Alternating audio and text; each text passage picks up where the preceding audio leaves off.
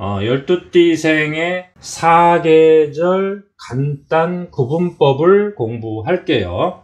자, 사주팔자는 8개의 칸이 만들어지죠. 자, 팔공의 위치마다 역할이 다르다는 거죠.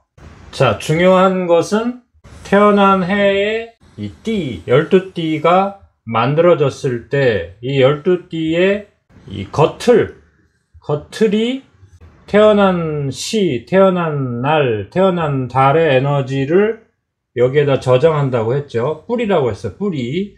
년이라는 것은 뿌리다. 그래서 우리가 년월일시를 살아가면서 그 나에 대한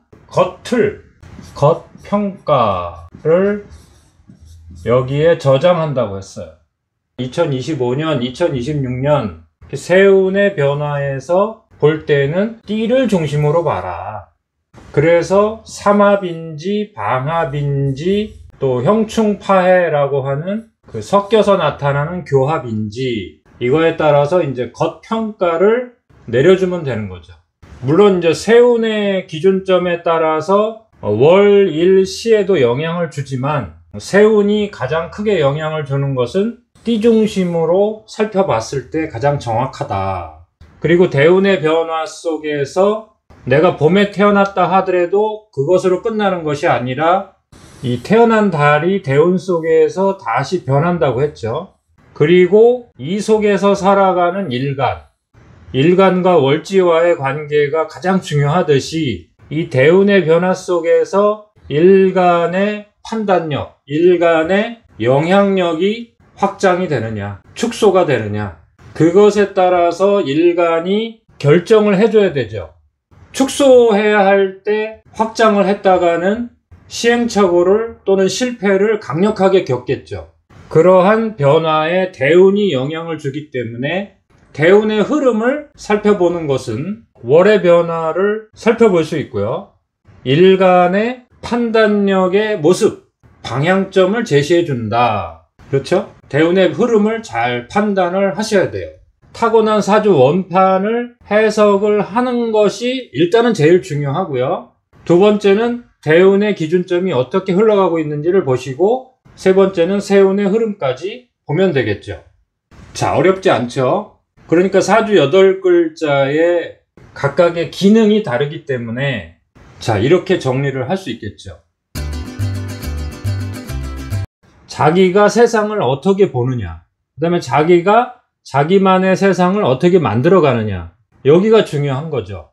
년과 월이라는 영역은 여기는 이 일간이라고 하는 개인이 적응해야 되는 공간의 모습이다. 그래서 부모 조상으로부터 물려받든 어린 시절에 내가 갈고 닦은 기술이든 여기에 모두 나타난단 말이에요. 그래서 어린 시절에는 이 부분이 제일 중요하겠죠. 가족, 학교, 교육과정, 즉 경험.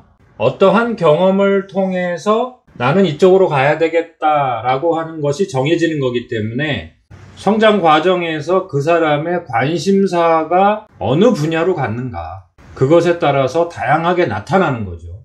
연월이라는 것은 사회공이다. 사회에서 요구하는 내가 타인에게 평가받는 그러한 장소를 연월에서 살피셔야 돼요. 어떻게 보면은 일간이 이 공간에서 먹고 살기 위해서 어떤 기술을 발휘하는가를 볼 때는 연월을 보셔야 돼요. 그 다음에 일과 시는 여기에서 어떠한 기술을 준비하고 계획해서 여기서 개인적으로 쓰는 사람도 의외로 많단 말이에요.